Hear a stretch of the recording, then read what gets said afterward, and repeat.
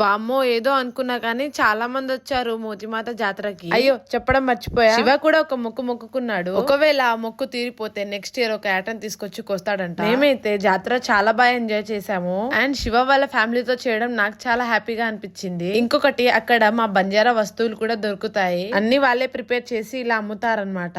కానీ చాలా కాస్ట్ ఉంటది, ఎందుకంటే దాన్ని ప్రిపేర్ చేయడానికి చాలా టైం పడుతుంది. ఇంకా మన సబ్స్క్రైబర్స్ విషయానికి వస్తే నన్ను చాలా మంది గుర్తుపట్టారు. కలిసిన ప్రతి వారు నన్ను అడిగిన ఒకే ఒక మాట, మా నాన్నకు అట్లా జరిగింది కదా దాని గురించే. అండ్ చాలా మంది ఫొటోస్ కూడా తీసుకున్నారు. ఇంకా అందరినీ పలకరించేసి మేమైతే ఇంటికి వచ్చేసాము. ఇంటికి రావడానికి మాకు చాలా టైం పట్టింది. ఒకటే రోజుల్లో వెళ్లి రావడం, ట్రావెలింగ్ ఎక్కువ అవడం ఫుల్ టైర్డ్ అయిపోయినా నేనైతే. దానికి తోడు ఆ శారీ, జ్యువెలరీస్ అవన్నీ ఇంకా టైర్డ్ అయిపోయినా. దానికి తోడు మేము వెళ్ళింది 2 వీలర్ మీద. గాలి దుమ్ము అంతా మీద పడి ఇంకా ఖరాబ్ అయిపోయింది నా స్కిన్ అయితే. ఇంటికి రాగానే ఫస్ట్ స్నానం చేసేసుకొని ఫేస్ కి మాయిశ్చరైజర్ రాసుకొని ప్రశాంతంగా నిద్రపోయినా. సరే మరి నెక్స్ట్ వీడియోలో కలుద్దాం, ఉంటాం మళ్ళీ బాయ్.